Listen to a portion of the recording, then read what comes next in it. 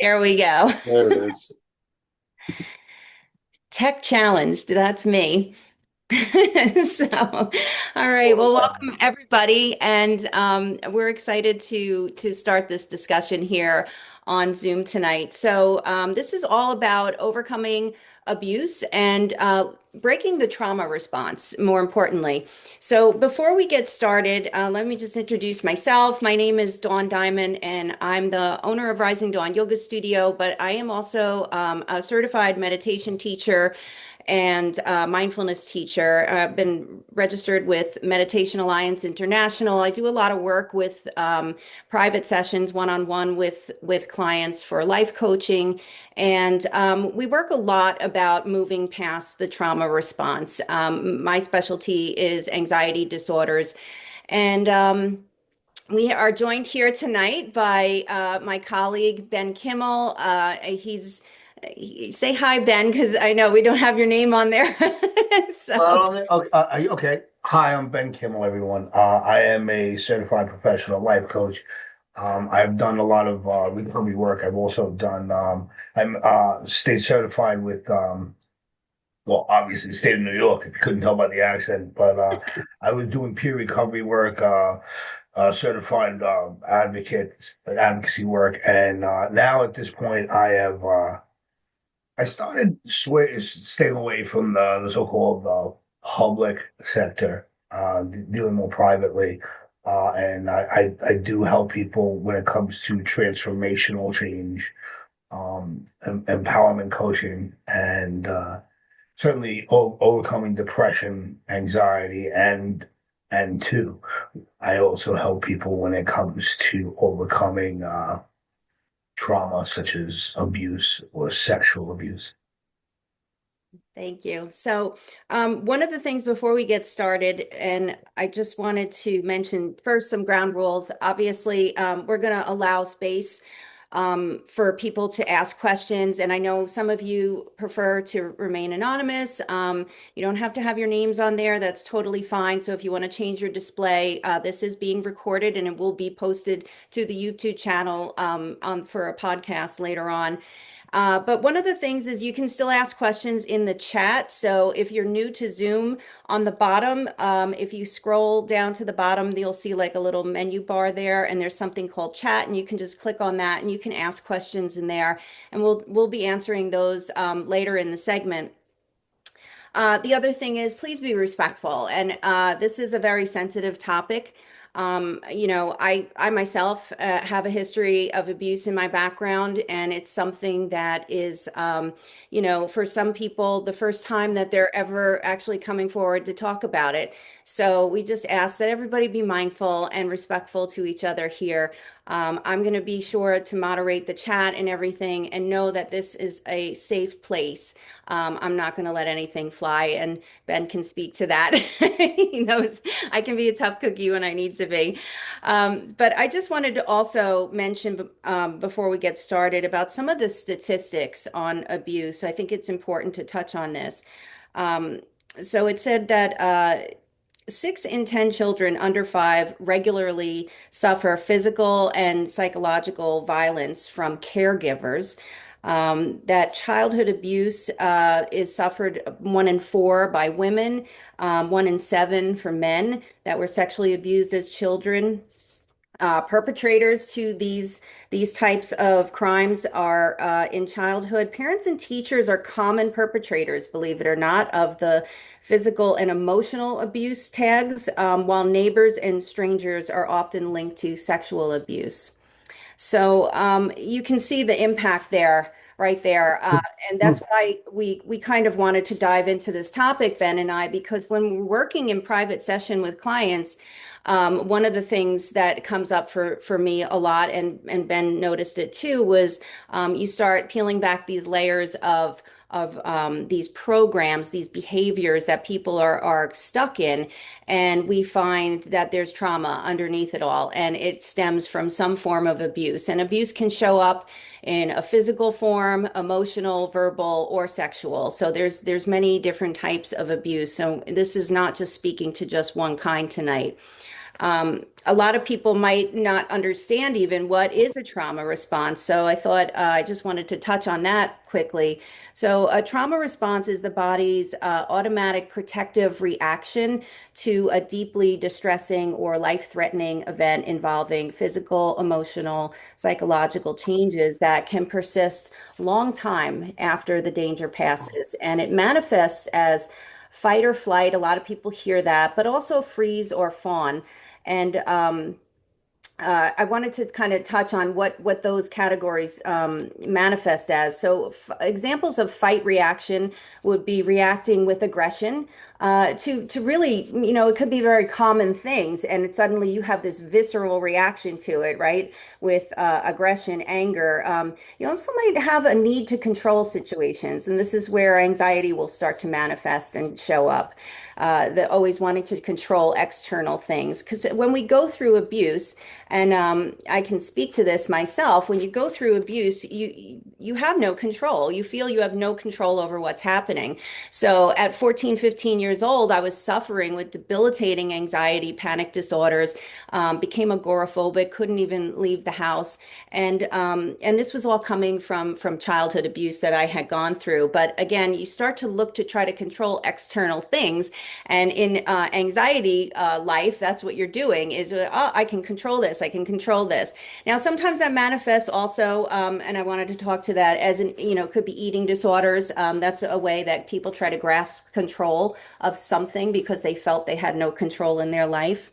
Examples of the flight response would be trying to escape, avoidance. And when we talk about avoidance, we're not just saying avoidance to specific places or people. It could also be your avoidance to actually emotions, connecting to emotions.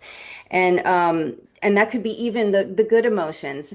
Suddenly, the feeling of joy and love and attachment becomes something that you're I actually, almost fell. what's that? I almost fell. I'm sorry, my chair Oh, snapped. okay. But that actually becomes a source of a threat. Actually, feeling emotionally attached to somebody suddenly is not safe because of the trauma you've been through. Freeze response would be feeling paralyzed, stuck, unable to move or think. You really just go into emotional shutdown when you're in freeze mode. And then fawn is something that people don't realize is part of that sympathetic nervous system response, and that is people pleasing. Sometimes that's how it manifests. You become a people pleaser, you try to appease others, and most oftenly you're doing this because you're trying to avoid some kind of conflict. You cannot handle conflict or any type of danger. So those are just a few things I wanted to touch on. And then we're just going to kind of jump into it here. So I want to introduce someone who is extremely, I am grateful in my heart so much for him coming forward to tell his story. This is Pasquale Sementilli, and he is here tonight to talk to you guys, share his story about what he went through, and not just talk about the story of the trauma and the abuse that happened, and then the trauma response. But we're also going to get into how he started to recognize, wow, this is all related to this, and then how he got on the other side of it and started healing. So welcome, Pasquale. Thank you so much for being here. Hi, guys. Thank you.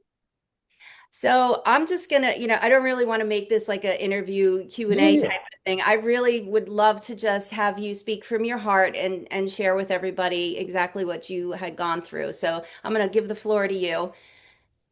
Great. Well, I was about 8, 9 years old.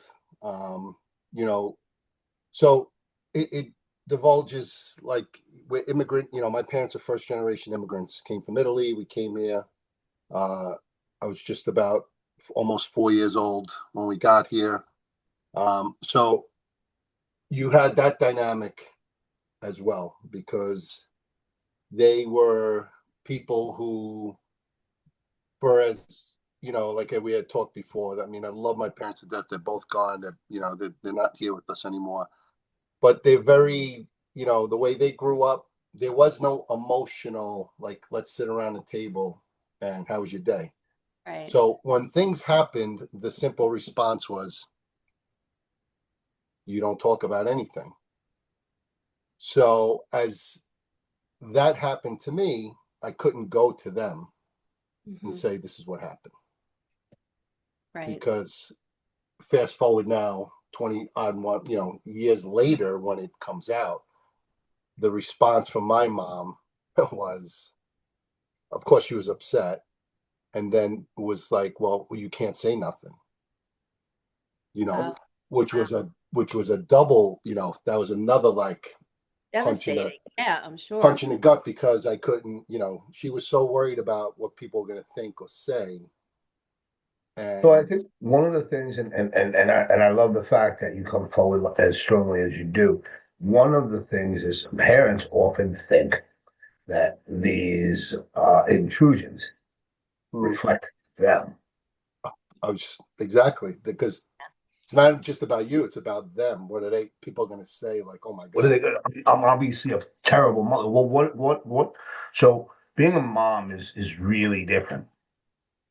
And my father came from a European descent, so his family similarly was very closed mouth. My father was affectionate. I wouldn't say he isn't or wasn't, God bless. But there's certain things you talk about and certain things you don't. Everything was really a Right. secret, and Yeah. it's also so with him in regard, it was almost like a reflection of manhood. Like Yeah. you don't speak about these things. You don't talk about these things. My version of what manhood was you eat everything on your plate. You work really really hard, and you drink beer in the summertime. And when it's cold, you drink blackberry brandy. Like I thought that is what a real man does. Yeah. I Right. was mistaken. So Yeah. Pasquale, can you just like take us back to, because some people here obviously don't know Oh, yeah. Yep. what you went through. So if you wouldn't mind sharing, No. So it was a neighbor across the street. Um, it started with baseball cards, and he was big into, like, motorbikes and mini bikes, and take a ride on a mini bike, and I'm going to give you this, or I'm going to give you candy and stuff. It was all a process. mm, And then I happened to be, boom, in a basement, yeah, right? So, and which still stays with me, because there's a certain smell that when I smell it, that was like big time. That was a big time trigger yeah, because of that. And basically, he anally raped me. That's really what it came down to. And then after that, it became, you can't say nothing to nobody. If you do, I'm going to hurt you, or I'm going to hurt somebody close to you. That unbelievable. was the threats. Yeah, So it was basically, there's things that come up still at times, about it, talk about triggers and stuff. And I know I'm jumping, and I don't mean to jump, but I don't know. You're You um, I look back at it now, and I said to you guys that I was doing a diary, online diary, and yeah, it asked me a question, yeah, and I said, what would, if you could do something different, what would it be? Something along, and I might be saying it wrong, but it was yeah, along the lines, what can you do differently? And right. if anything I could have done differently was actually to say something the first time that it happened. If I Yeah, can go back in time and do that. But as far as going back to the abuse, it happened within a year, and it basically stopped because his mother came down and caught us there in the oh my basement. gosh. So she Okay. knew exactly what was going on. Not only did she know, his two brothers knew. Really? Yes. So, but the crazy part is, and I think most would agree that who've gone through abuse, is once it's done, it became normal. Normal in a sense that their neighbors, I know what's going on. Hi, hey, what's going on? How what? It was so bizarre, Yeah, yeah. looking back. it's very bizarre, you know. Especially for a childhood brain. I mean, you think about like our brains are not fully developed until we're in our early 20s. So you're trying to process something like of that magnitude, of course. Right. So exactly. So now as you're getting older, now you start questioning, am I gay? Did I do something? Was it me? Right. Did I do something that triggered that in this person to do that? And then it was, you know, and I always say it all the time. Um, I the innocence in me was lost. So if you ask me how my childhood as a child, it's lost. I only see the innocence now in my grandkids or my nieces and nephews. That's it. For me, I Yeah. didn't have it. So I constantly questioned, like, am I gay? And that became the obsession with porn, Yeah. with especially at a young age, Right. you know, because I needed to know what was anal, what was it like anal sex, like what Yeah. was that? Like why Yeah. me? Like, you You try know, to start to make sense of like what was it that individual was looking for, right? exactly. Yeah, I get So as now, you know, as I get older, now I'm having kids and now I'm having all these. I never thought I was good. What happened was I never thought I was good enough. I was always, like you said earlier, pleasing, searching for love, looking for love, yeah. you know, So looking for, or you know, I couldn't tell anybody. Who was I going to tell? You know, I know back then there were certain people I told, and that, you know, that's another thing. It's another topic because we want to be heard, Yeah. but we tell the wrong, we don't tell the right people. We tell the Right. wrong people. I wanted to step out because um things happened to me two different times, two different people at a young age. It took me years to be able to not just process and handle it, but compartmentalize it to a point where the triggers like sight, sound, smell, touch, taste, all of these things branch into our thinking, and our memory is always there. So we have these these traps, and when you would smell that familiar smell, your body experiences the exact same chemistry it took when that went on when it took place. So there's a few stories that I had remembered. And one was on television, and a young man was in Korea, and he lost his leg from the knee down, one of his legs, and he would dream that he was back home with his brothers running through a field. And every time he woke up, it was as if he lost his leg for the first time. Yeah. And when we Mm. experience these things and when we go through things, these little triggers bring on that chemistry. So that if we talk about healing and if we talk about getting better or moving beyond that, there were so the sexual questions, the challenges that I went through, I cannot say that I don't go through them anymore. I can say I interact with them differently. So the constant is still there. The constant is the fact. The constant are the triggers. The constant are the sights, sounds, and smells.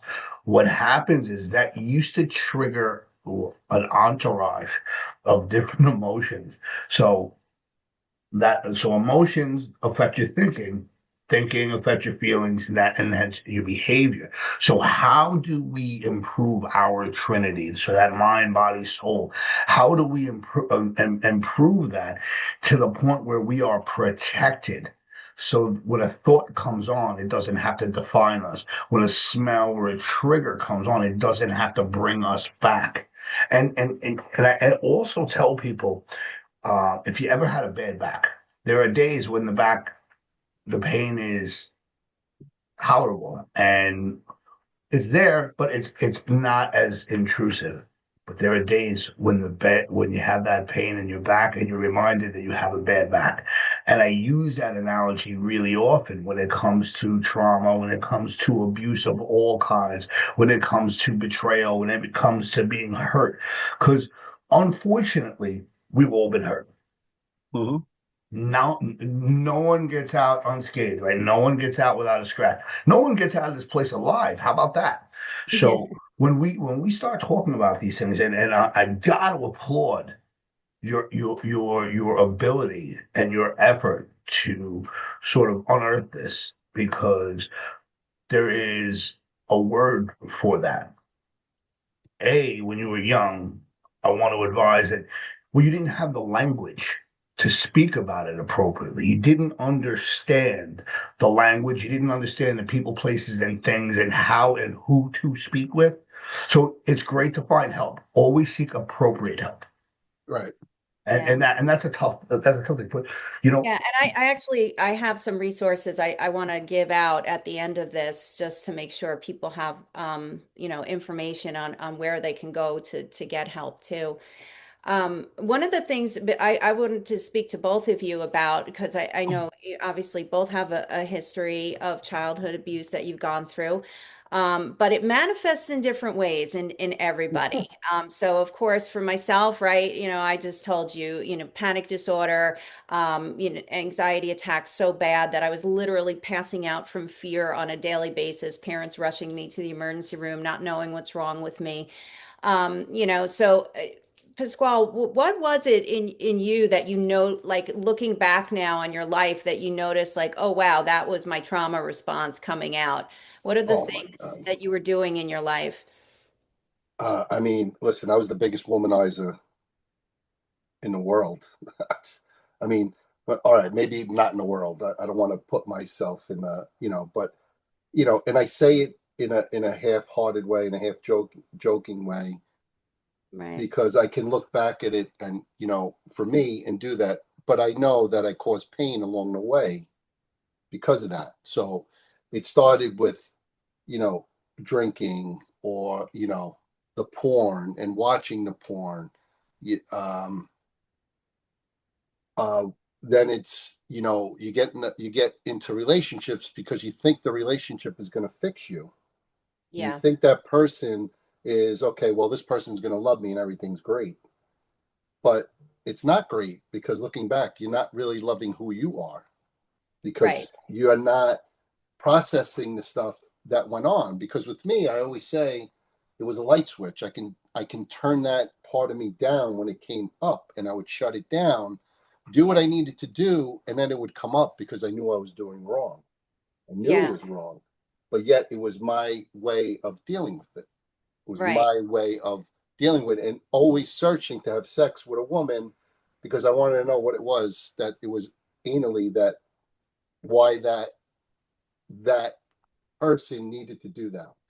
Right. And when I did that for the first time with somebody I was with, and I remember saying to myself, that was it. Yeah. But also at the same time, I'm a boy. I'm a little, this is Right. obviously a disturbed person Of course. Yeah. that is doing this to a child. Right. I agree, and so I think one So thing I the brain. Go ahead. no, I just wanted to say, so Ben, for you now, so he mentioned drinking, womanizing. Now for you, your story, you went down a pathway too. If you wouldn't mind just touching on the substance abuse and everything. So the mind is always trying to make sense of what's going on. So all your brain is really trying to do is keep you alive Justify. and survive. Yeah. Right. So, well, when, you know, Survival mode. Yeah. yeah. So I don't know that. I realize that when people get close to you, they also betray you. So I essentially I assume that was because of me, that something was faulty within me. So anything I did, all the mind wants is peace. So I often talk about FLAPP. So fear, loneliness, anger, pain, pleasure. Those are your five basic emotions. And Well, they all kind of suck except for the pleasure part. And that's all the brain really wants. I wanted to feel good. I wanted to be happy. I wanted to get along with everyone. But I was always so on guard and so uncomfortable that someone was going to be able to see these invisible scars and I was going to be viewed as weak. And I was. I was a little kid. I didn't grow really until later. And I was gullible, vulnerable, and I hated myself. And I hated the way I felt. There's a young man whose name doesn't need to be mentioned. For years, even to this day, I've always wanted to apologize to him. So I just got left back for like the first time, and I'm not even sure what grade I was in because I didn't when I finished. I know it doesn't make sense. I didn't know what grade I was in when I didn't know what grade I was in. Hence the drug use, but I didn't really understand the two things. So I got left back, and I saw this young man who he looked like I felt. He was this nerdy, chubby kid, and someone I was with was like, "Yo, start a fight with him." So I remember I punched him in the face, and it was the first time I successfully landed a punch and created blood. Mm. Animals would call it blood smell, and that's when they realized they could hunt for food. And there was this trigger and there was an association with that.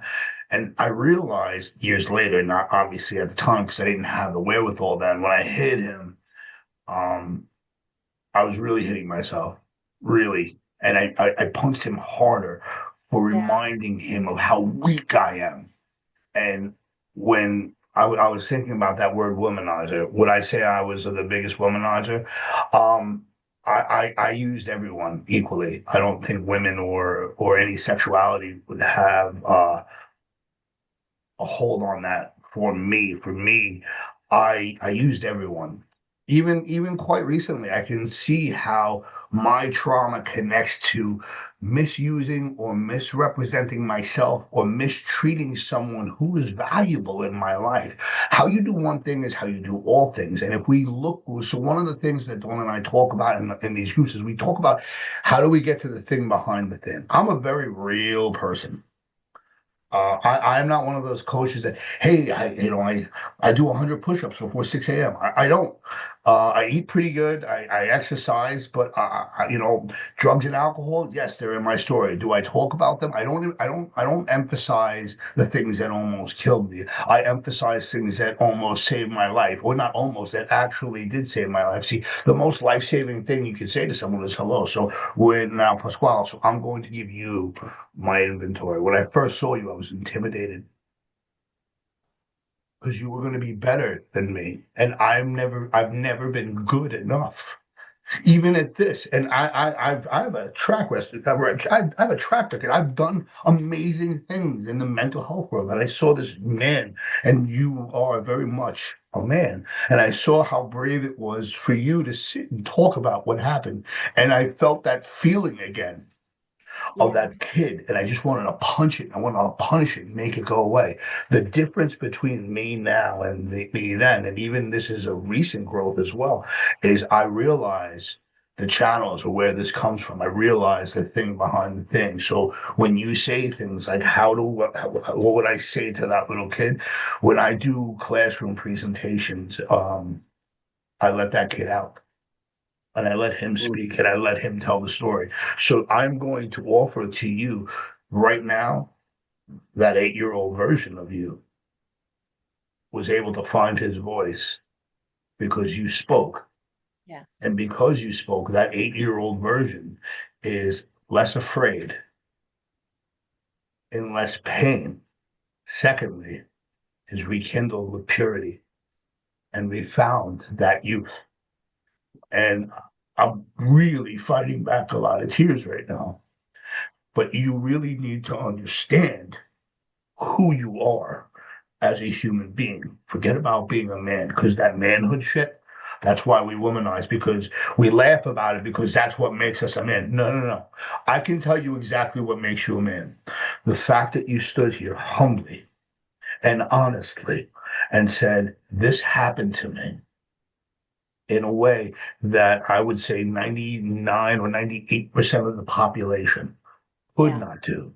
I think that's a big Mhm. thing. So many people are, they're just that taking that first step to just come to that acceptance that this happened to you. I mean, I think, for myself, that was a big part of that is you're constantly stuffing it down, you're pushing it down. And you guys talk about, substance abuse and so forth. And, it's obviously, you're trying to numb yourself from what you've been through and you don't want to deal with what's trying to come to the surface. The interesting thing is, right, it's coming to the surface because it wants to come out, it wants to heal. The body's amazing at doing that. Um, but I can tell you myself, just before we hopped on this Zoom call, Pasquale and I were on the phone about an hour before, and we were talking. It's just about a funny topic. I realized my last name is Deiman. It's pronounced Diamond, but everybody says Demon or Derman or Delman. And then I looked at his name and I said, I know Pasquale, but maybe I'm saying his name wrong or something. So we hopped on a call to just say, how do I pronounce your name? I don't want to mispronounce it. So we talked about that, and then we joked about the, all this wonderful sausage that he was making today and everything. And we hung up, and I got extremely emotional. It hit me that, I was finally, I found my voice a long time ago to talk about what happened to me. But now it's, this is a platform all of a sudden where now we're able to, move what might be perceived as such a negative energy into a positive one and just let that healing space open up for others because it's so important. And it's something that I was grateful for when I finally found that for myself. And you just want to offer that to other people and move this conversation forward and know that they can come into that space too. So the emotion was there, and I just felt it. I cried. I went through all of it. So it's a process. It's always an ongoing process, but the thing is finding those tools and techniques to be able to allow yourself to feel and stop avoiding, stop stuffing it down, stop resisting it, and to come to that level of acceptance. And, acceptance is not resignation. It doesn't mean that you just Right. all of a sudden give a pass to shit that happened to you. You're actually just saying, this happened, and now I'm going to move from this space. It's just a recognition of it. That's all. A hundred Realize that it percent. is I mean, you cannot change it. It happened. Can't change right. it. You cannot relitigate, renegotiate it. It can't happen. So one thing, there's two words I love to use. First off, when we hear about statistics like 1 in 4 or 2 in 7, I always question that because I don't know who they ask. Yeah. So I and know. by And me, there's so many that aren't speaking up yet. That's the so what I think what we do that's really powerful, especially right now and tonight, is there's two words. We normalize and humanize what people go through. Yeah. Mhm. Everyone has a story. And there are these are the things that make us think we are so obscenely different. We're not. At So the one of core, the things, go ahead. because I'm the female on the panel here, I want to talk about. So you That's guys both, true. both mentioned womanizing. I went through a phase where I was in my early 20s and probably through my 20s and it carried into marriages and everything was emotional shutdown. There was none of Mhm. it. So I would go and I could you know, go pick someone up and hang out with them and have a, one night stand and just cut them off like that. Like it was nothing. And I, I actually had my first husband referred to me once as the ice queen because I was emotional shutdown. He says, you can just pivot like that and just cut everything. And I said, yeah, and I never told him. He never knew what happened to me. I never shared that, I was sexually abused as a child, and um, I honestly every every partner that I had until my more recent one, he's the only one that I've ever shared that with. But yeah, so I did a lot of horrible things too. So women do exactly what you guys are talking about. I was that, and I The just word for that. If it's womanizing, is it manonizing? Like, is there a word? Anonizing, I don't I don't know, know. but it Just was. wondering. That I'm not making fun of it. I'm just wondering. No, but it is true. And Ben and I have talked a lot about, we do relationship workshops and stuff, and you talk about there's four different attachment styles in relationships. There's dismissive avoidance, there's fearful avoidance, there are anxious attached, and then there's the secure attachment. And of course, when you move through something like this, you're operating in one of those really dysregulated attachment styles. Fearful avoidant used to be, just describing what I was telling you guys. But then you move into when you're healing, you start to recognize how you can communicate and how you can be emotional and not feel, and it's okay to be vulnerable with the right people, right? And that's the other thing, guys. I just have to ask because I know my own story. You seek out and attach to the wrong people, right? All the time. Yeah, when you're in that space. And Yeah. I found myself in other abusive situations with partners and on the receiving end. And it was almost like I put myself in that position because I just thought that's okay, that's where I belonged almost. It was awful. Now Yes. that I look back at it. You see, the biggest thing for me was each as I grew, it was always pleasing somebody. It was always doing more than I should have because I was missing that part of me Yeah, where what I was doing for them, I should have been doing it for me. yeah, You You know, were. you know, People pleasing is a selfish regard because you're trying to please someone to make you feel good. So in a it's sense, you were doing exactly that. yes, and then it, at times, yes, it was good, but it became overboard because, well, if I do this, they're going to love me more, or if I don't do this, or if I don't, it became it became a cycle yeah, that you just keep cycling through the same things over and over again with different people.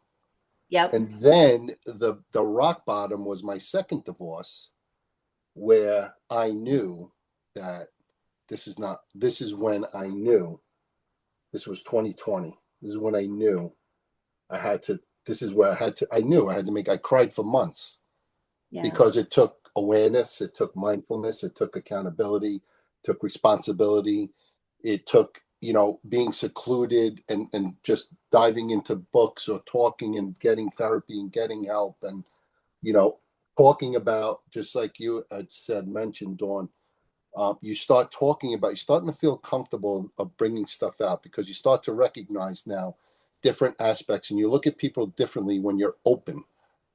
yeah, You're not trying to control an outcome or you control a person or whatever. You're open to this person and you have that thing and you start talking and they're like, oh, and they don't look at you differently, you yeah. know. And the biggest thing was I had kids. What are my kids going to say? What are they going to think?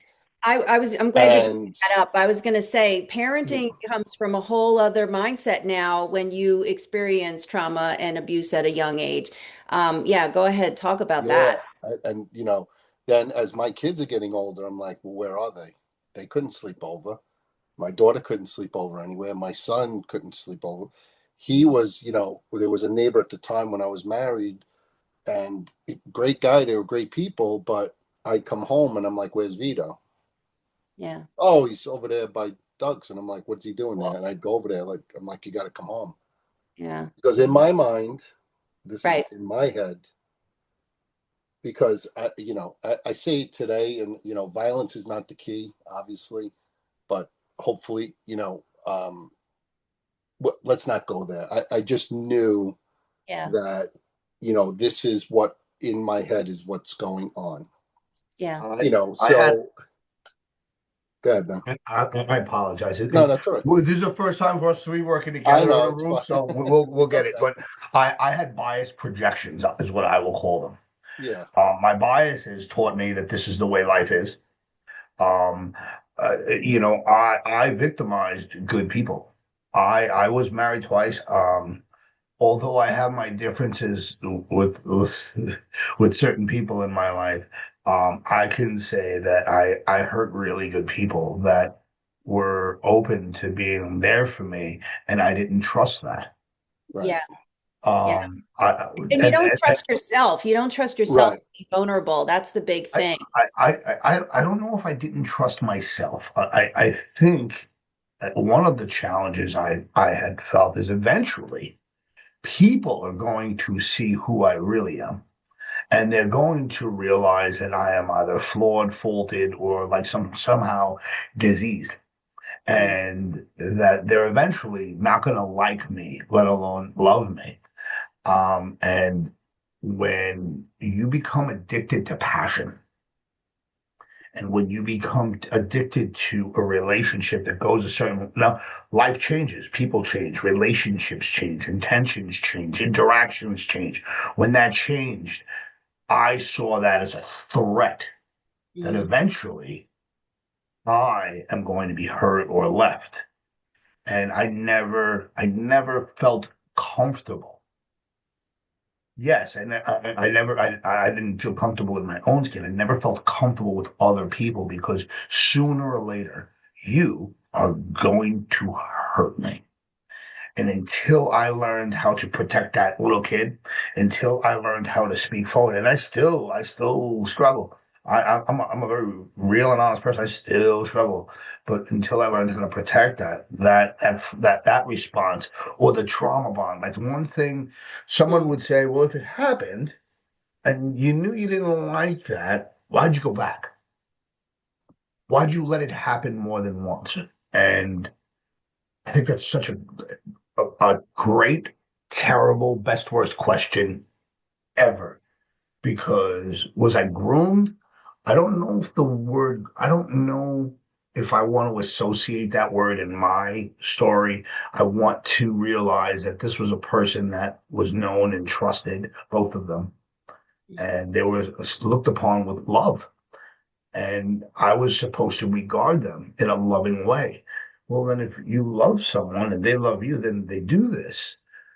And so that boundary was crossed, and that bond for attention, or that maybe this is all I'm good for. Well, at least I'm getting attention.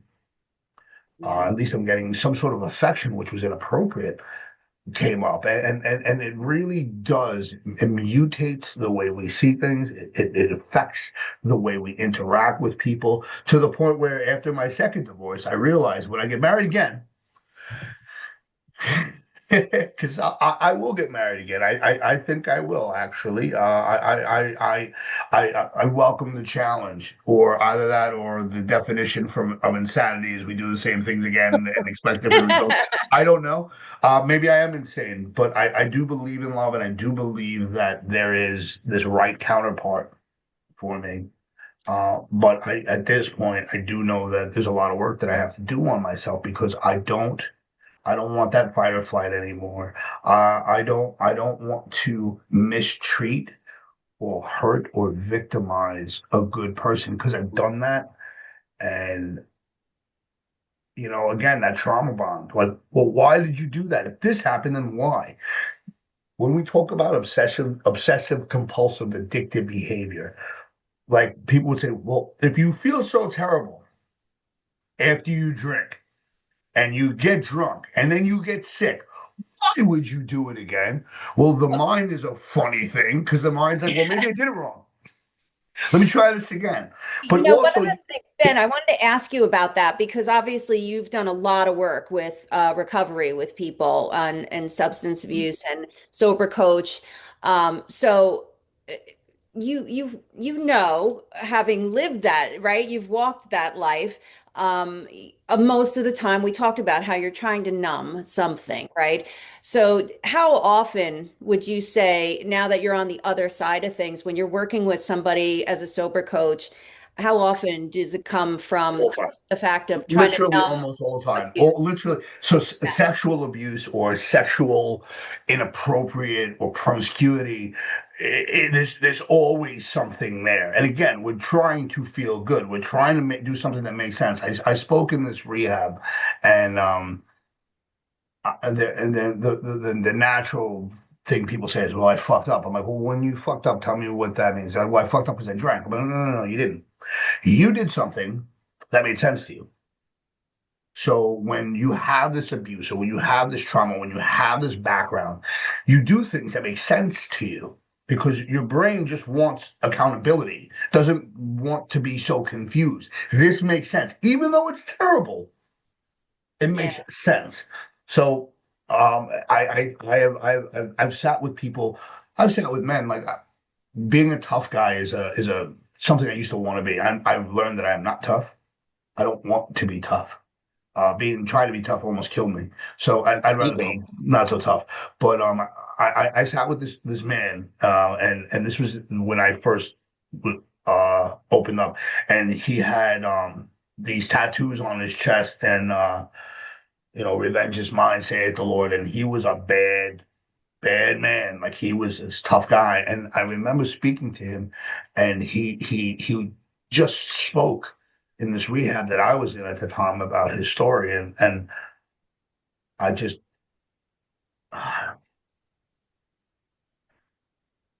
I just talked to him because he was maybe I felt safe with him. Maybe there was like because the men that did this to me, I did feel safe with them, and maybe that's why. But I felt safe enough to tell him what happened.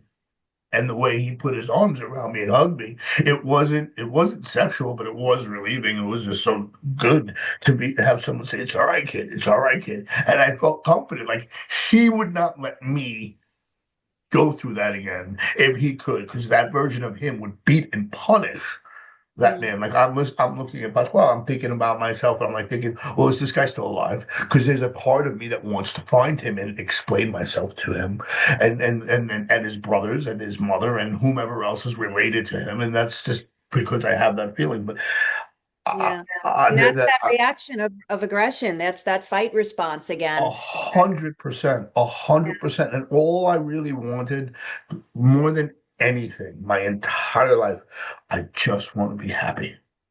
Yeah. Is that Well, so look, crazy? no, because listen, do I want to inflict harm? Did I want to inflict harm on this person? 100%. Do I still sometimes think about it? 100%. Will I act upon it? Probably not. I've faced Today, them twice before. right? Yeah. The thing I will not do is run away from them Mhm. because I will this time stand my ground and make him come towards me. I always say, do I want to ask like why? And you know So what? was he ever held, was he ever arrested or anything for what he had done? No, no, no, because it's obviously now it's years later.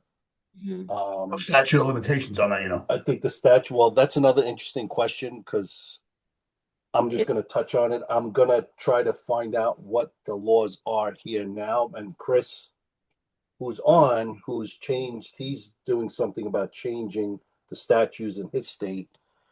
And I know Clark was the one that changed statutes in New Jersey. So I'm curious to see where New York is at because yeah, this I'm is now curious. not for me. I want to know what the statute is. It was 18, and I'm just guessing here because it's in the tri-state area. I'm thinking New York maybe 18. They might have changed it. I don't know. If it's still 18, then that's a goal for me to try to get it changed because they changed it now. Chris, I think PA is 55 now and New Jersey is 55. So if you're a victim of sexual abuse, it used to be 18 and that was it. You couldn't take that person Yeah, Chris, to, if you to be want to held jump in to here be and held talk about, liable. I'd love to hear what you're doing. I think you're muted though, so you just have to unmute your But microphone. I just want to touch on one thing. Ego was Yeah. a big thing that drove me. Just like Ben is saying, about being accepted because we have this thing and then we want to be seen and we want to be seen around certain people Hmm. that are going to give us that bravado of saying, yeah, I'm tough. And that, Yeah. you want to know something? Yeah, I'm tough. I was a city cop and I worked in Brooklyn. I'm the opposite of that because that beating people up is not a man. It does not make you a man. No, What makes you a man is here we are right here. I was gonna say what this. This is what makes you a Yeah. man. You're talking about things that happened. You're taking accountability, responsibility for all the stuff that's transpired, and you're talking about it. And you're saying, "This is me. This is not a new year, new me." You know, this whole thing of New Year's come, a new year, new me. Yeah. I said this year for the first time in 2026, I'm like, yeah, it's 2026, but here I am. It's still me. Yeah, exactly. I'm Yeah. I'm just trying to be better than I was the day before. Yeah. And the day before was, December 31st. Yeah. And here I am January 1st, so So I think Wait, that wait, Ben, I just want to have Chris come on for a second to talk. So what is it, what state are you in and what is it that you're working on with this? I'd love to hear it. Yeah, I'm in Pennsylvania. Um, Okay. like Pasquale said, yeah, it is up to 55 years old for that. But I'm actually trying to work with a lot more politicians to bring more awareness to it for child sexual abuse because I still think it's more of a mute topic, except for like, I mean, yeah, right now it's really politicized with the Epstein stuff, but Yeah. that's all they want to talk about. They don't want to talk about bringing more awareness in and like people that went through what I went through and every like, and Yeah. it is. And I became friends with a lot local politicians and stuff like that. So I've been invited to more things and I've been able to help push the issue a little bit and ask. And unfortunately, child sexual abuse has an awareness month, which is April. And that's where they all want to push it to, Mm. and I'd like to push it further, like for 12 months. Right, exactly. I Why think is the it, why problem is that it not at the forefront of the conversation all the time? It's stop making it a month and it's almost like they're making it an event for, like you said, political reasons and things. right. And this is, real conversation, real people trying to just, get through life. And I need to springboard off this because yeah, so please. I did a police initiative, which was odd to me because I was on the other side of that table for a long time. And I did this thing called Operation Helping Hand. And they brought up, what they would do is they would go into the open markets and they would arrest somebody. And rather than just process and report them or whatever, I would go in and speak with them as a specialist, either get them in detox treatment, housing, or whatever. And I remember the statistics came out, and I was the more active or most active specialist there, and then I saw more people than anyone else, and then they came up with these statistics, and I'm like, none of that's true, right? Like none of that. They're like, shh, shh, shh, shh. Don't. We want to get more attention. I'm like, no, you want to lie. And they did lie. Absolutely, they lied. And but for what? I don't care about someone's election. I don't care about someone else's job. Yeah, you're I there care trying to about do real I work. care about the kid or the person. And it's become this like flavorable topic that gets a month when everyone deserves every day, every hour to come forward and say, "Hey, this happened to me. I need help." And Yeah. if it's but listen, that's great. Just only come and ask for help in April. It Yeah. it that's doesn't really ridiculous. compute with me. Yeah, yeah. Yeah. So, one of the things that I wanted to touch on too, because, I know we all are sitting here talking about sexual abuse, but, there's other types of abuse and they show up the same way when you have been a victim of that. You manifest the same trauma responses that we're talking about. And just because this is, a shared history of sexual abuse at a young age, but one of the things that I did recently was a donation campaign for a women's shelter for domestic violence. And these women and children, what they go through. So we talked a lot about what it's like for childhood trauma, but adults go through it too. And domestic violence is a big thing, and it's not just women that go through that either. There are men that go through emotional, verbal abuse from their partners. And I just wanted to put it out there that if you've been through something like that, and you don't know how to get out of it, and this is whether you're a man or a woman, there is a domestic violence hotline number nationwide that is for both men and women. But the misconception that's out there is that only women can call this number. And because we got some guys here on the panel, I just feel compelled to say that out loud, that the National Hotline for Domestic Violence, and I'm gonna, when we post this on the YouTube channel, I'll make sure to put that number there. But that is for men and women. But it's another thing. Ben was talking about how people will come at you and say, well, why'd you keep going back, to the person who abused you? First of all, it's like, well, I'm a little kid. I'm scared. I don't even have a fully developed brain, and you're You're, trying to ask me now why I did that. you're It's getting a reward.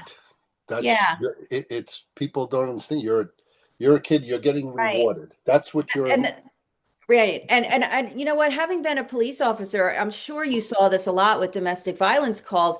Women and men, whoever it is in the partnership that is being abused, they're tortured inside, because it's like they thought that they have this relationship. They thought they felt safe. They're not even safe in their own home, right? Right. And then they call the police, they want to report it, but then at the same time, they're scared to death that something else is going to happen to them. A lot of times they pivot and turn, right? In the middle of the call while the police are there, and then they start defending the person who abused them.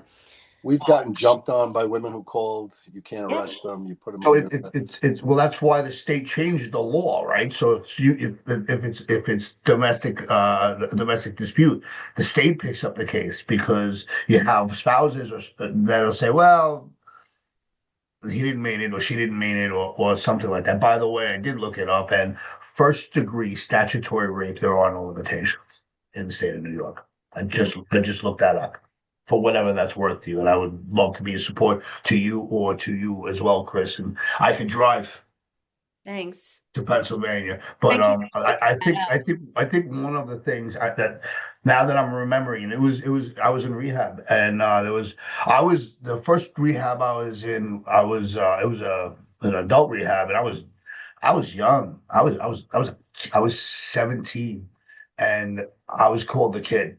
And when there was someone else who came back to visit, which I thought was crazy. I'm like, once you left, why would you come back here? None of it made sense to me. All of this mental health, or talking about your feelings, or being open, made sense to me, because I was so guarded, right? So this young man comes in, he goes, well, I was the kid when I was here. So, and this is really because his abuse was not sexual, it was physical. And he swore that he would never drink alcohol because of his father. He saw how his father got, and his father was abusive to the mother. And then so I guess he went, he started drinking, and then he found out very quickly that he drank at the same level as his father, and he quickly became a blackout drunk. He quickly became the town drunk. And this was a small town in whatever state it was in. It was a very small town. We'll say it like that, because I want to protect anonymity as best as I can as I unfold the story. But one night he came home, and the father was drunk and beat up the mother pretty badly. So he decided to get a shotgun, and he ended his father's life. Oh my gosh. And I Wow. remember sitting with him. So it was self-defense, because he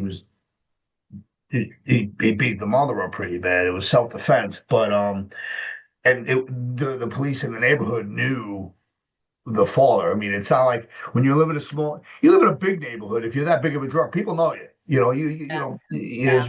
So, but they realized that it was, and I remember him talking to me about this, and the guilt that he had. He goes, I killed my own father, and all I got was 5 years probation. And I remember hearing that, and I heard this story in 1989, and I still remember it. I can still see his face, and Yeah. I can still remember this odd look and the trauma bond like that's my dad. And I understand why he did what he did, and I understand the guilt, and I understand the remorse, and I understand the regret. Yeah. Yet, the abuse is very, very real. Physical abuse is very real. Verbal abuse is beyond common to the point where we think that's a second language. That is, that is something that I find a lot when I'm working with clients in private sessions, and there is this level of, like you said, normalizing, like, oh, well, they just talk like that, and instantly, now that I'm on the other side of things, and you're recognizing the red flags immediately, like, no, this is verbal abuse or emotional abuse. That's another one. I mean, there's a lot of that out there.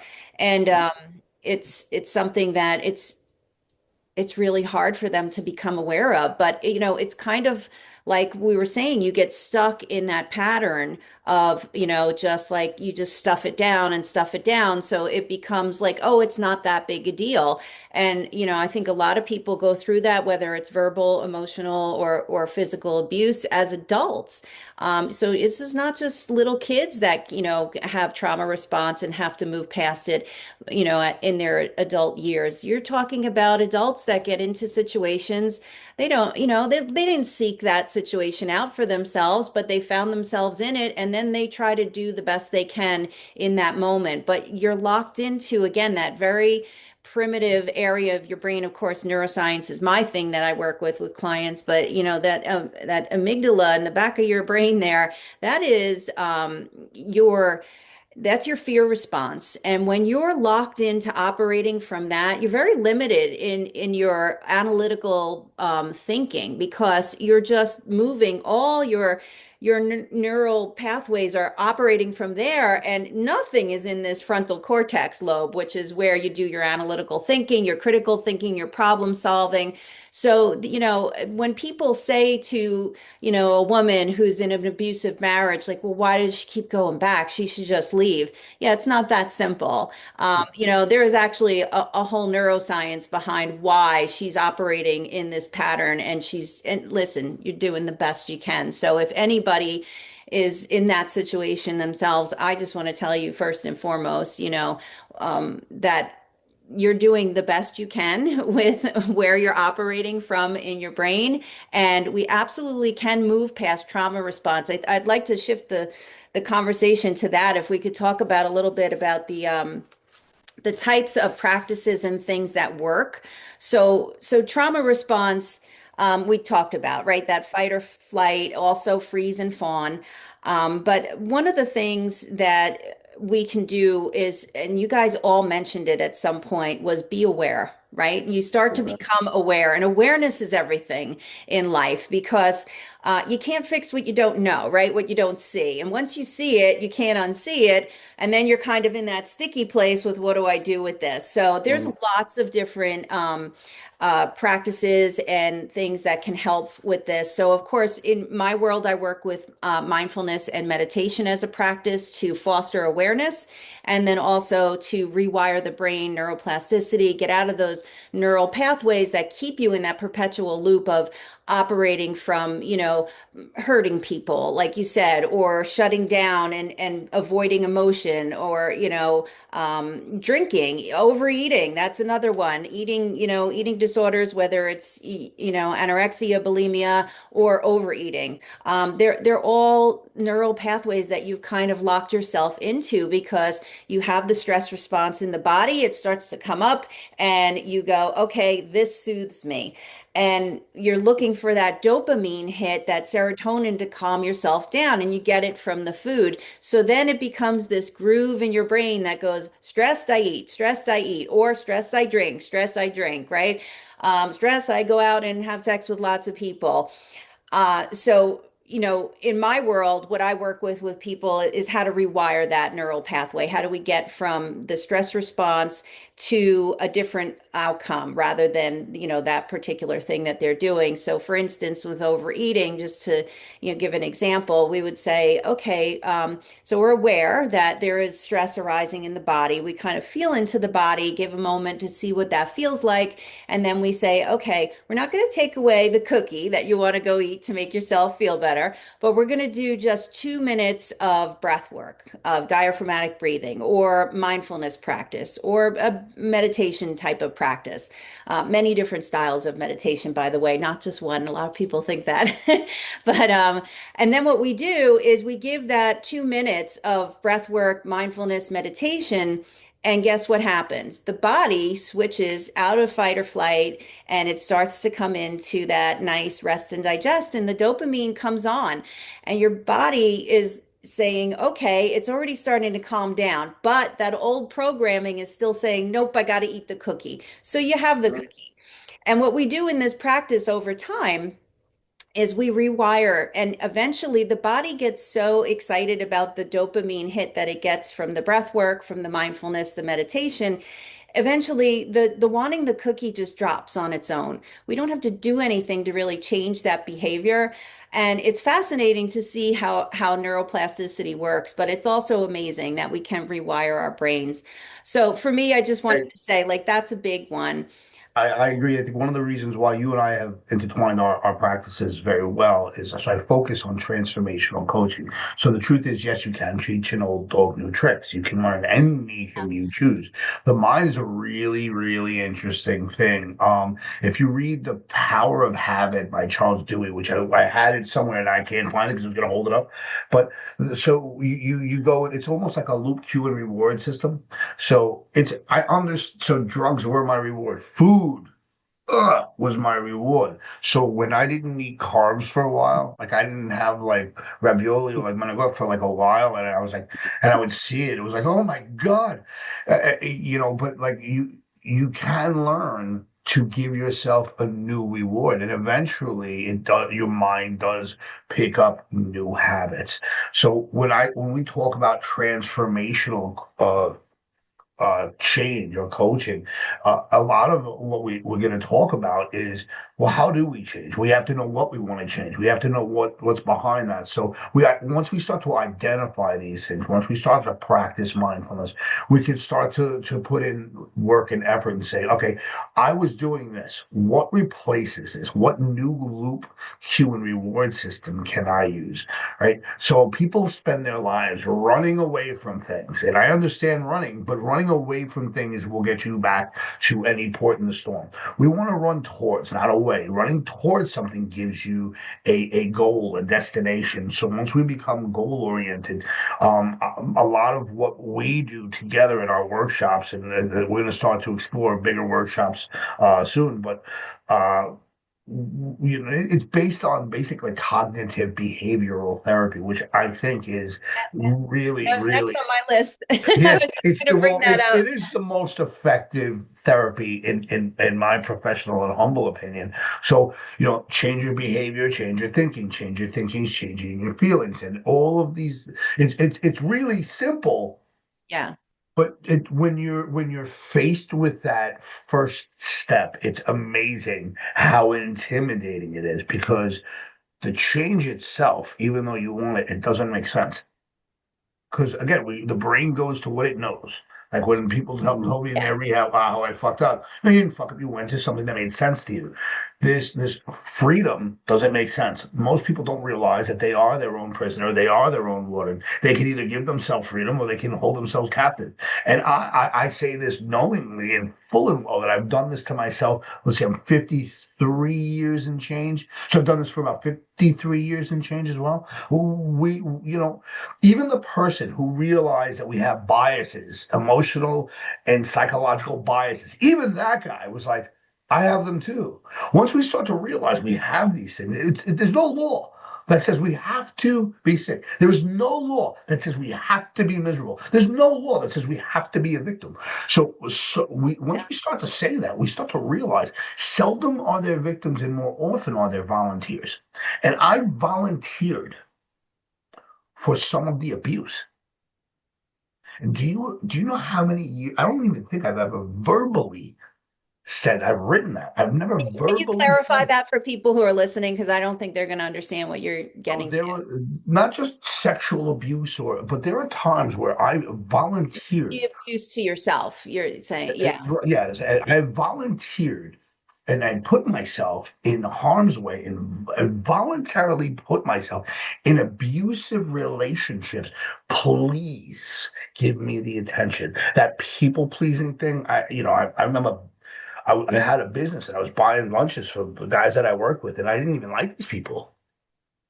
Yeah. They weren't good people, but yet I would still try to gift them something so they would say I'm a good guy. Because if I won their love over, then I'm obviously okay. I don't know if that was the whole wiring diagram to that, but there's so many times where I offered myself to people that didn't deserve it. I volunteered for terrible treatment. And now I'll put it Yeah. this way: when I was a salesman, my first job as a salesman, my sales manager threw a stapler at me. He dumped my garbage on my desk because I wasn't doing sales as well. He watched this movie Good Person. Guys and Ross too many times. He was abusive as shit. And his father was my boss, and his father was like, well, I guess you gotta go out and make more sales. Not like, hey, you should stop it. So Yeah, right. God forbid. I did this whole presentation in a corporate setting, and this young man sheepishly asked me, timidly, he said, what would happen if you were in that sales floor again and someone threw a stapler at you? Well, this version of Ben, that would never happen. I am a fan of jujitsu, so I don't think anybody would do that.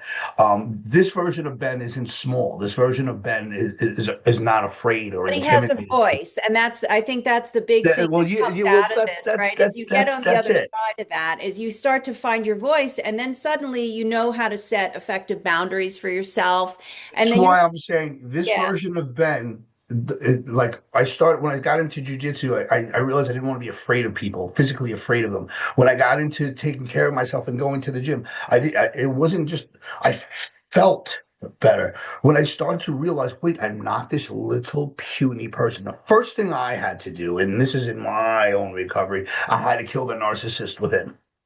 Mhm. I had to kill that person. I had to let that person go because that narcissist was hurting good people that didn't deserve it. I'm glad And you're bringing that up because that is something that I think is so important when we go through abuse is we start to identify as the victim, right? And then you become into this space where not that you have the victim mentality, but you do operate from that space. And that's a big one that comes up a lot in private sessions with people is the identification to the story. And I'm not going to say that talk therapy doesn't work because I believe that it does. And I myself have been through that in my younger years.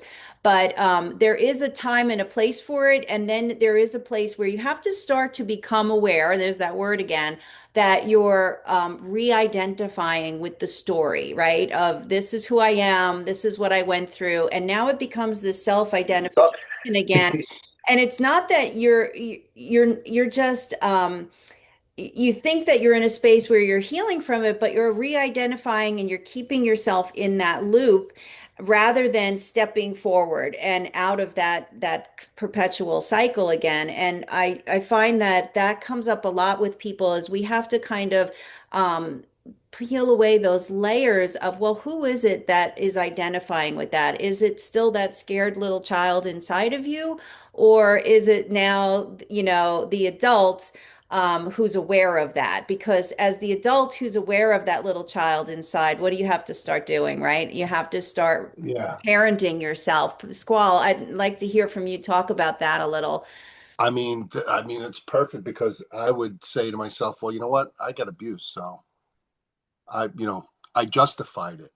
Yeah. Mhm. The things that I did was because, well, this happened to me. But as it went on, as I got older, and I'm like, this is like, I knew it was wrong, but Yeah. yet I couldn't bring myself to say I'm wrong. Yeah. I couldn't do it because I wasn't ready. I wasn't at that point for me to Yeah. say I'm wrong. Also, let me ask you. So when we talk about that programming, and you talked about the program that you were raised with, right? And you Oh, talked about. So what does it mean to be a man? Do you admit that to you're be a wrong? man, Like, to yeah, be a well, man that's now, us now. to us, Previous version of that. the previous version of I'm that right, was, you're wrong. Do what I tell you. Yeah. that's basically right. It was like listen, my father was tough as nails. He was a little guy, but he was a bull. You know, his way of disciplining back then was, you got your ass beat. Mm. And I say this story now, and we joke about it at the at the table, and everybody has a nickname in our family, and they call me mental middle, but all not meaning that, but it's just in fun. It means nothing else. But my father tied me up downstairs to the lolly column because I lit a fence. I lit the leaves. I was a little pyro. I wanted to be a fireman, and I'm putting out, leaves. But when I think back at this stuff, I'm like, there's a reason why I was lighting fires. I Mhm. needed to be seen. I Yeah. needed to Yeah. be heard, Yeah. but I didn't know how to. I just know mischief. That's what I knew. Right. I didn't And realize how common that was, by the way. So the first rehab that my mother brought me to, I was about like, I think I was 16, and they asked me, they're like, "Do you play with fire?" And I'm like, "No," but they kept on asking for some reason. And I was like, "Why do you keep asking if I play with fire?" And they're Yeah. like, "Well, there's certain things we can help you with here, and certain things that you can't." So I go, "So if I played with fire, I couldn't come here?" And the lady's like, "Yeah, pretty much." So she said, "Go outside in the hall and bring your mother in, and we'll talk to your mother, and we're going to start that. We're going to start your intake." So I said, "Oh, okay," and I went out into the hallway and lit a fire. So Yeah. Wanting to be seen and heard, and you didn't feel you were. That's it right there oh, in a I nutshell. definitely didn't want to go to that rehab. Yeah. So, but I never like they kept on asking. I didn't realize that I did actually. I was a firebug when I was young. I cut myself. I was a firebug. So many things I did that was screaming for attention. And it's like Yeah. I know my mother and father loved me, and I know they didn't want to believe that. No, listen, not my kid, not in my backyard. All that jazz. I get that, but like so the first police initiative I did, I ended up on the front page of the Bergen Record, and they're like, hey kid, you made the newspaper. I'm like, I did. They go, yeah. Have you ever been in a newspaper before? I said, well, yeah. When I was younger, sure, I did. They said, well, what were you in the paper for? I go, I had a helicopter chasing me through the neighborhood. They're like, yeah, this is this is a little different, and it's amazing, like when you start to see the before and after of who you are, and you kind of realize the things you do, like this moment of awareness, you're like, oh my God, what was I like? If I tell that story to someone, I know me, so to me it's not this big tragic thing, but like when other people hear these things, they're like, oh, don't look at him, it's a sign of aggression. Like you know I am far from tough. I'm not a tough guy. I am not a um, fighter at all. But I am like the most loving, teddy bearish, affectionate guy going. But if you hear my story, they would be like, "Don't talk with Ben. He hears voices." Like 100%. But none of that. I don't really hear voices. Well, I do. I just, we get along much better now. I guess. you know what the best part is for me personally is, like, Enhance them. I'm telling a story. I'm telling what happened. I'm saying, when I did this podcast, that, I told you guys I did a podcast with Clark. And that was the Yeah. beginning for me. I was talking to people. I knew it was coming. I followed Clark, and it took a little while for me to reach out to him, and I finally did. And we set it up, and it was great. It was the best feeling I had in the world. Pasquale, of can you just give his full name so people can tune uh, in if they want Clark to? Clark Clark Fredericks. He's Yes. he's all Yeah. over social media, and he's become a close friend. He's a great man. He's got his story is incredible, and but whoever's listening, look him up, and you'll be. Yeah. If anybody can, listen. Here we are. We're talking. We're helping. We're healing, and all that stuff. And he falls right in that line, as well as Chris has got. He has his story too, and I'm sure many others on here that we don't know have a story, and that's great. And we're talking about it, and hopefully that kicks them into saying, okay, Yeah, I'm going to do something, and that's what Clark did for me. absolutely. And I knew it was time. And really, what it comes down to now, Pasquale chased women, Pasquale slept with women. I don't care. You said it before. It doesn't. I own it. You can't use it against me anymore. It has no power. Right. The abuse has no power over me anymore. It Exactly. happened. And It's I learning how love to that. shift Yeah. into a different person and That is shift it. definitely, that's your awareness right there speaking, Pasquale. Like, when you become aware of it and you own it, you're like, this is me, this is my story, it's fine. But you're no longer trapped in the story, right? You're not I'm not playing. in survival mode. I'm not Right, surviving. exactly. Suddenly you shift from victim and survivor and you just are telling this is the path that I walked, and there's a tremendous amount of power there, and I love that, and I'm so grateful that you just touched on that, because that's what I was speaking to earlier when I said about how we sometimes in talk therapy we'll get stuck in that loop and just keep it's like you're reliving the story over and over again. And from a neuroscience point of view, that actually starts to deepen that groove, that neural pathway. So you get locked into that identification of the one who was victimized. And then, That's you. That's it. That's all you can ever be. right, but then you can move past it. And I love that you just talked about that, because yeah, it's like that it doesn't have hooks in you anymore, right? I It don't think happened. I don't need to I be. hold Yeah. that little boy. I hold his Yes. hand now. I don't need I to be tough. Like the same thing. I don't need to be a tough guy. I don't need to be. I don't need to be a man, quote unquote. Well, I identify as one, but like I don't need all that stuff. And when I started to, by the way, folks, there's some stuff on the chat that you can jump in. I put a hello to everyone. If there's something you want to hear, or if you have a question, or something you would have liked to have heard differently, feel free to jump on that chat. I And also wanted to mention that because we are recording this and we're putting it on the podcast on the YouTube channel.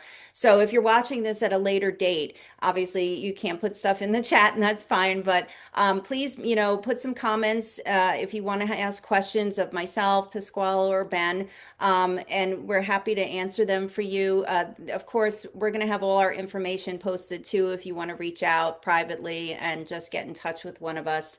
But I just want to go back to some of the other types of therapies that are helpful if you've been through an abusive situation. So again, we touched on, of course, cognitive behavior therapy is Ben's thing. He was talking about meditation and mindfulness for myself. But there's also something called DBT, this dialectical behavior therapy is also extremely helpful. And it kind of combines cognitive behavior and mindfulness, oh shit. and uses it together. So that's helpful. We talked about talk therapy, of course, and then behavior modification, obviously, is a big one. Hypnotherapy, Ben, you can touch on that a little bit. Would you like to speak to that topic? so, yes. So we become so plugged into our thinking that there's a man is as he thinketh, says the Bible, right? Or I think it's in the Bible. But if I believe this, therefore I am this. So if man is as he thinketh, or woman is as she thinketh, or if they are as they thinketh, because there's so many pronouns now, I do think that hypnotherapy helps you unplug from that thought pattern, or you go rather than go over the same synapse, you can go over a new bridge. And once you start to hook into a new thought process, that becomes the road you travel rather than you always go back to default settings. So what hypnotherapy does help with is, my default setting is fight or flight, violence, manhood, and all of those old settings that I used to identify with. And even recently, I've been involved. I came to a level of awareness with that. So rather than go back to that, I had to unplug from that. So what I'm working at now is I'm tr like I have to it's a conscious level of awareness. So once you start to become more aware, you improve your level of consciousness. Once you improve your level of consciousness, you improve your understanding. And once you understand something, no one can change that from you. No one can take it away. So hypnosis does help with that. I'm not gonna make you bark like a dog or cluck like a Yeah. chicken, or like every time the microwave goes off, you're not gonna wet your pants. None. I don't buy into any of that. I don't. I know people go to hypnosis to quit smoking, and I don't poo-poo that. I don't put it down. I have my own opinions of that. I think hypnosis is a great tool. Yeah, Basically, you're starting exactly. to visualize who you want to become. Once, if you can't see it, it's really difficult to have it. So we start to create a visual substance that you can see, and you can touch it, you can taste it, you can feel it. If you can see it, then you can have it because now you know what it looks like. So that's what we start to do. And I kind of think with the two of us, when we work with clients, moving past a trauma response is it's similar approach, right? It's almost like you're entering a room, turning the lights on, suddenly the awareness comes in, that conscious awareness, and you're seeing all your patterns. You're seeing all the ways you identify with these different beliefs and concepts and how you operate as a person, like we talked about, Pasquale, right? As parents, having been through, sex abuse as a child, suddenly you're parenting from that place, right? So you have all these little identifications and things that you're doing, but now with hypnosis, like Ben's talking about, or mindfulness and meditation, you're actually allowed to enter a space where you have the lights on, you're seeing everything, and you're no longer attached to that identity that has the hooks of being a That's really, I gotta say, that's really where the rubber meets the road. it is. This is where people either say, wait a second, I can see it, this is possible. Or they're like, wait a minute, the lights are on. So And which is fine. Everybody heals at their own pace. And I just want to throw that out there. well, Like, so you what go I at your want, own I pace. want to advise kids, you can work through that because so there's when that the people are afraid of light because it exposes darkness. There is a way to work through that. This is where the rubber meets the road. When you start to become aware and you start to see things, that does not have to, when you create a new default setting, it doesn't mean you're going back to where you began. Your default, you have improved. So your default settings have improved. So, once you start that light comes on and that room is big, do not be intimidated and run away because that is a magical, magical moment. I have had clients say, I'm afraid. Guess what? So am I. And there's nothing. Fear is an excellent motivator. Fear and pain are the best motivators out there. Let that be the fuel to your fire. I don't care. Whatever has to get you through this, because if you want something, the depth of your commitment, well, that's going to reach your level of success. If you want it, you're going to work for it. If you work for it, you're going to have it. Nothing is going to stop you. And moving past the fear response is, yes, it's uncomfortable in the beginning because you've never allowed yourself to enter that space before. Mhm. And I kind of, just to simplify it for people, think about the first time you were going to go ride a bike, right? Learn how to ride a bike. You got on and you were like, oh my God, holy shit, right? And you fell and you scraped your knee and it was a disaster. But then you got on again, and the next time maybe you didn't fall, you just wobbled a whole lot. And that's kind of how you move past fear response is, you know what, at the first time, it's going to feel hard as anything.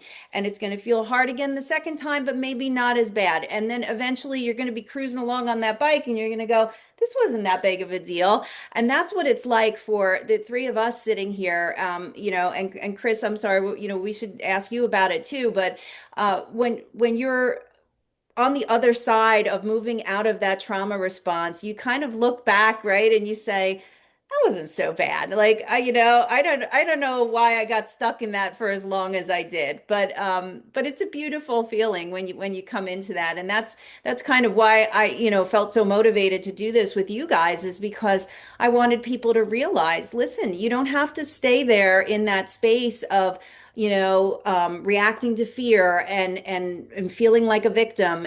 You can move past that. We're living proof of it, and we all did it in different ways. That's the thing. You don't have to volunteer to be the victim anymore. Is really you don't like you can work through anything. No one can stop you from improving. Doesn't mean everyone's going to be on your side. Doesn't mean everyone's going to help because some people like when you don't improve. I wanted to Of course. Pasquale, I wanted to ask you that question. So when you came out and you tell your story now about what you had gone through, you touched a little bit on it in the beginning, but bring me back to that. What was that like for you? What's the reaction you get from friends, family members? I got nothing but positive messages.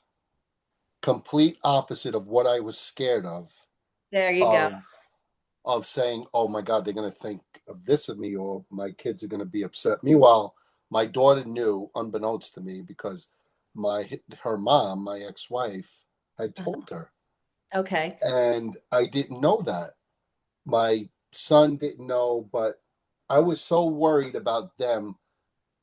Funny how how my parents used to think of what they were going to think of them. I was worried about what they were going to not think of me, but they were going to think of them, saying, Yeah. "Oh, this guy is like, he's associated. His kids are, was so worried for them that I was going to come out and it was going to affect them Yeah. of me saying the things that I was saying, and it was the complete opposite. They were very loving. They were understanding. Messages, people who came through was the complete strangers. I purposely left my page public because when it was posted, I wanted it public. That was part of me of doing it because I wanted to put it out there.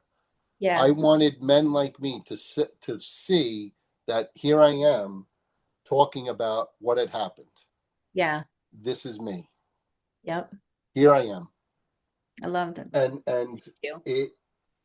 that was the goal. It still is the goal. This is why we're here. This is why we're doing it. This is Yeah. the goal is because Bennett touched on it. There is many people our age that have yet to still talk about whatever it was. And you just said it earlier. It was whether it's sexual abuse, physical, emotional, verbal abuse. Yeah, yeah. There are people out there that are still shut down. And I called myself a rolling stone, as I look back in that Pasquale, Pasquale 1.0, I'm Pasquale 2.0. Yeah. So Pasquale 1.0 was a constant revolving door of the same shit over and over again because I did not bring the awareness and mindfulness into it. But I know I'm jumping, but going back to what you were asking me, No, that's I got okay. nothing but positive feedback when I came out. Was there anything ever People were shocked; they didn't that know. okay, I was going to But say, did you get yes, that? Yeah. especially my neighbors. So Did this was a neighbor this was a neighbor who directly abused you. across the street, Okay. So the neighbors that were around the area, and they knew who they were. They knew who I was, so I don't have to say his name. yeah. By me saying my neighbor in Deer Park, how many Pasquale Sementillis do people know in Yeah. Deer Park? Yeah. I Figured. mean, they knew me because I grew up in the town, and your neighbor, and of course they knew, so it's nothing but positive feedback. So if people are listening and which they are, and they're here, and it's gonna, Yeah. don't be afraid. let If me you're ask, afraid, I always say, reach out to me. My page is open. yeah, You can let me talk to ask me. Okay. something. Because you had mentioned that you were a police officer. So how did that affect you? Did you ever have to go to a call? So, yes, I talked about it in the podcast that I went to Yeah, I'd one. love to hear that. So I went to one job that we got, and we got there, and it was classic fear. She didn't want to talk. It was a female. She was probably about 13 years old, I think, if I remember. And she didn't want to talk. And, the person, I don't know who it was. It could have been her aunt, whoever I was talking to. But the interaction I'll never forget that I had with her was I brought her inside the room. I said to her, "Do you want me to have a female officer come here? Yeah, And if you need to talk to her, you can." And then she was just very. You could see she wanted to, she didn't, but you could see the fear in her. She was scared, right? yeah, And my first partner, was with me at the time, and we were inside a room, and I said, I asked, I said, "Do you want a female officer?" Blah blah blah. And I said, "Listen, so I'm going to tell you something." I said, "I know you're scared. I can see it in your face, but you're safe here. I'm going to tell you something. This happened to me. mhm, What you're going through right now happened to me." Now, I said this in front of my partner. My partner's standing right behind me. yeah, And I said, "You can talk to me, but if you want, I will get somebody else here for you." And it just didn't happen. I actually was on the phone. She did say, she didn't say, the aunt said it was the uncle, her uncle. And I remember getting him on the phone. I said, "Just come down. I wanted to talk to you." yeah, I'm so glad he didn't come down, because I probably would have yeah. did something, because I saw the fear in her, and it only naturally brought up The fear in you. me. Yeah. Yeah. So it was a And good thing he didn't. that's He the didn't. trauma response right Right. there, right? You relive it over and And over it again. just came right back up. And the interesting part was, in the call with my partner, Oh, never said anything, which is okay, which yeah. was fine, because That I is know interesting, though. when people listen. I got a lot of people that were shocked. They were like, "You? Yeah, No, they yeah. never expected me." I go, "Yeah, So me." I go, "I'm not I, that kid. I'm a big guy. I'm an adult. I'm a man. I'm not. so Yeah. something, Pasquale, something I want to offer to you. Um, when I was doing police initiatives, and I did help law enforcement out on a few different things, and I was doing something called Not Even Once, and I was speaking for the prosecutor's office, and I still do. The only thing I do now is a lecture in New Jersey City University. But so when I was doing work for law enforcement, there's something that I realized. So when I was on the other side of the law, it was us against them, and I started to realize it was us against them on the other side. That's why there's that blue line. So when what had happened was, I remember one of the initiatives I did. They brought me into this room, and they just made this arrest, and they there were there was a table, and the table was filled with guns, and like this is what we'd see. And that's what one of the detectives showed me. It's like, no, no one really sees what you're seeing. We wanted you to know this side. You showed us your side. We're showing you our side. So what happens is, and this is what people don't realize, once you put on that badge, you become a separate entity. You are no longer a person. You're no longer a dad. Uh, You're no longer a human being. And the challenge that I had was, it's really a theft of service. So I did this. I became a mental health first aid instructor, and I sat in this room. So there were these two people that sat in the corner. So I walked over them. I said, "How long have you been in law enforcement?" They're like, how'd you know?"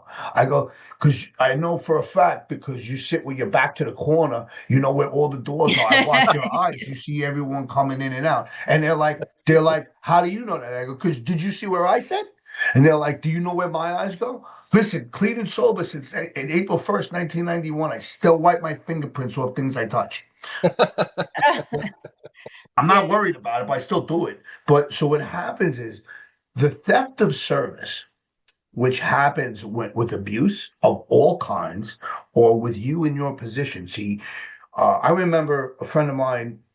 He just went on the job, and he saw something unthinkable and terrible, and someone was murdered in a way that was just unthinkable. And he had to go identify the body, and then he went and had pasta. Like he went and ate. And you have to create a new person for that to be. But now here is my challenge, and this is why I have a special feeling towards law enforcement, and I have a special feeling towards that blue line and that badge, because what happens is when you're on this side of the blue line, it doesn't allow you to be a human anymore. The theft of service is when you go to a function, and it's supposed to be the most enjoyable thing, whether it's a wedding, a christening, a bar mitzvah, whatever you want to call it. You're still paying attention to everyone that's going wherever in the room because you have been trained to do that. Same thing when you're abused. You have both, by the way. Mm. And what that theft of services, because now you are still protecting yourself and your partner and your team and your people. What happens is, and this is why I am not a fan of uh New York's government when it comes to law enforcement. I have had the honor and pleasure of sitting with law enforcement and hearing what they went through in their life, or what they had to see, or they had to endure, or loving like their partner was their family and they're gone. And you sit with somebody that the department says, you talk to this guy. What the? Like, like, hey, that's gonna help. No, no. And so what happens is people retire and they start to like wonder and lose their identity. And so I want to celebrate what you're doing, because now here you are pretty much defying what I have just said, because you've decided to change the script. You How have does to. that make you feel? Just Yeah, curious. it, listen, changing the way I think. Listen, I said to you guys, I'm just scratching the surface with this. Because what I didn't say also was, for since 2020, for every 10 steps forward, there was 20 steps back. Yeah. Because, as Ben was saying, you go back, so you're aware, but you're still not there. You're going back to habits. Yes. The old me. So, and So they were clashing, and I remember saying, "God, what the fuck, man? What are you doing to me? Why are you clashing with me? Why is this person here and this person here?" And it was a battle, and It- yeah. it's a constant battle until you finally give in and you start to understand. For me, was I needed to accept me, accept all those things. I needed to just love who I am. Mhm. Yes. Absolutely. Because how are you supposed to love freely if you can't love yourself freely? How Thank do you you love Some of also. it. somebody else freely? You can't. Yeah. Does that mean your absence? There's absence of issues or problems that arise, or no? No, There's not at always going all. to be something, but Right. you're going to Life is operate. life. You're gonna right. You're going to operate out of love. Big Yeah. difference. I don't have to protect the little boy anymore. The little boy and I get along pretty The well. little boy is on my. There's tattoos of me all over. The little boy is on my calf. Right. Good. And Saint I think Michael is that little. I'm that little boy. He's holding my hand. He's been Yeah. protecting me my whole life. It's just come right. to realize this. And I think that, and I think this is, look, I'll keep going. But Well, I just wanted to share something that so when we put it out there that we were going to have this Zoom on this topic. One of the things, the outpouring of people coming forward with stories and sharing them with me was just so moving. And I noticed this when I did the collection for Empower House, the women's shelter for domestic violence, that, I had this outpouring of people showing up at my house or at the yoga studio with donations, and they would share their personal story about how they overcame an abusive marriage, or they were abused as a child by a parent, physically, emotionally. And it was just all this, just tremendous wanting to share of their story. And then at the same time, they were really offering that healing to the next person. And it was really moving. But I had a woman who had been to some of my meditation classes in my community, and her name is Lori Jacobson. And I just wanted to mention her because she's an author, she's a writer. And one of the things that she shared with me was her book, and I just wanted to put it out there. It's called Unexpected Awakening, and uh, Lori's story is 22 days at a Buddhist monastery freed me from abuse. She was stuck in an abusive marriage. And it was just a living hell for her in many ways. And she went away on this retreat to this meditation retreat to a Buddhist monastery. And while she was there, not only did she just awake to the acceptance of what she, had, said, oh my God, I'm in this, she finally accepted that this was the story. She was in an abusive marriage, but then she just went into a place of complete, freedom. Like she just surrendered to whatever the healing process was going to look like. And she shared it all in her book. So if anybody Nice. wants to pick this up, it's such a wonderful book to read. And thank you, Lori, for sharing that with me because I found it so moving. So I got a text message just now and was asked to keep this anonymous. Okay. And so they thanked us for this, and they told me I talked too much, but then they said they did say, Dawn, that you are a an excellent example of what a woman should be. Oh, thank you. Whoever you are, God bless you. Gratitude. Look, we're all just souls walking each other home. I truly believe that in my every ounce of my being. Whatever it is we've all endured and gone through,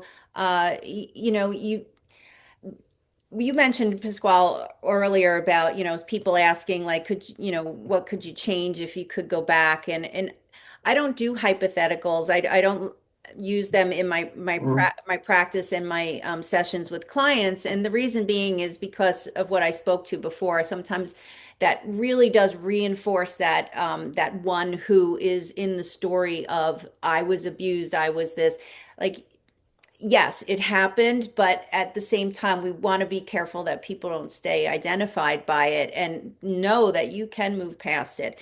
So, anyway, that it just each one of us, right? We've all been through something, and it manifests differently in each of us. But the point is, just opening the platform like this to have a conversation. Let's get out there and talk to people, and and don't be afraid. You're not alone in this. We're all here. We all have something that we've been moving through and working through, and we don't have it all figured out. As No. coaches, and even your therapist that you might be seeing, if you have one, they don't all have it figured out, but we have tools and techniques that are helpful that can definitely foster a little more awareness to you can see where your trauma responses live, what that pattern, that behavior is like for yourself, where you identify as the victim still, and we can unhook that for you. And that's what Mhm. this is about, is those tools and techniques like that. And I also wanted to just mention again, so talking about child abuse, there is a wonderful organization. My mom, she actually used to volunteer with them, and they're called CHILDHELP, but they're nationwide. And their number is 1-800-422-4453. And they are 24/7. You could call them, and if you want to report child abuse, if you're the child yourself, or someone who is being abused, they're a great resource to help you. Of course, reach out to your local police department, right, Pasquale? Go ahead, talk about like just You just gotta, you just gotta, what do you call? It may sound, I don't want to make it sound easy, because it's not easy to initially put yourself out there and make a call or talk to somebody. But if you truly want to make that change, you have to take that step. yes, I wish earlier in life, as I was getting older, because we can touch on a whole other topic of family dynamics and how that affects your yeah, overall well-being as you're going into adulthood. Now you throw sex abuse in there or whatever abuse right, on top of that. It just, you're talking about a whole different thing, right?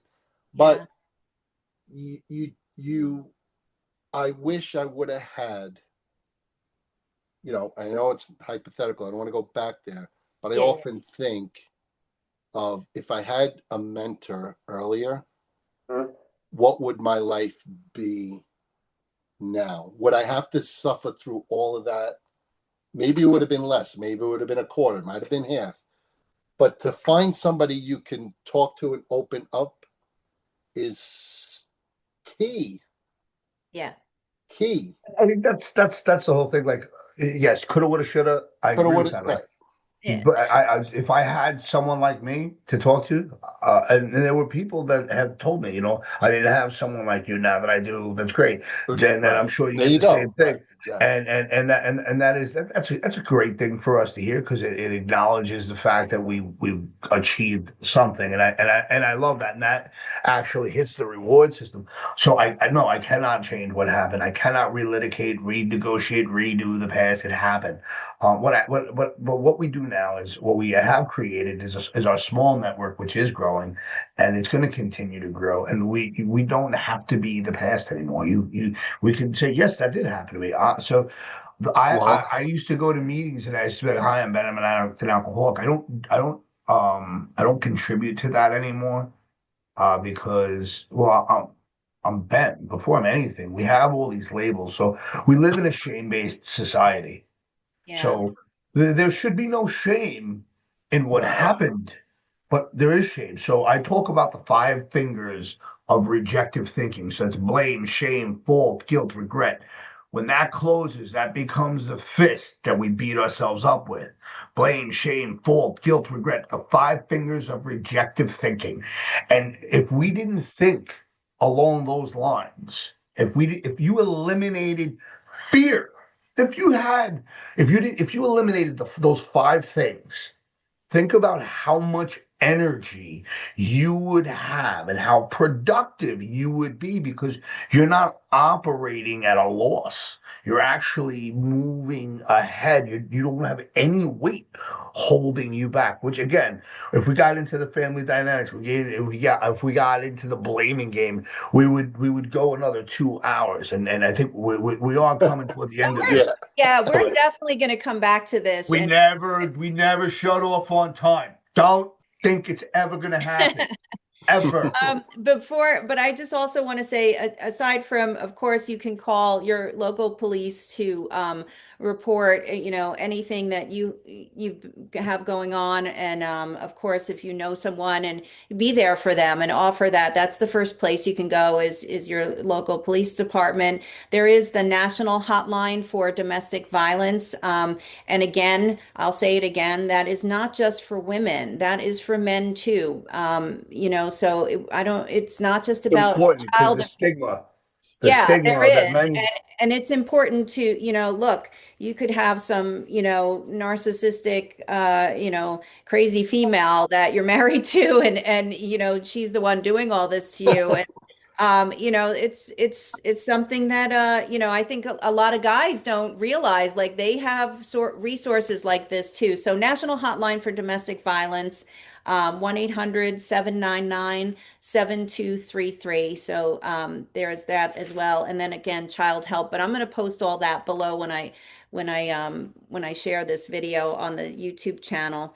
But Chris, we got to get you. I was just going to I was say, just gonna, Chris, yeah, Chris has got to, if he's open, Chris, if you're open to it, yes.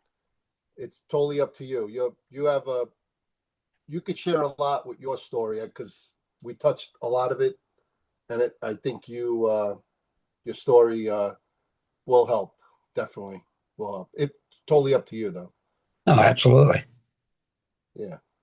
So I guess we're gonna cut it.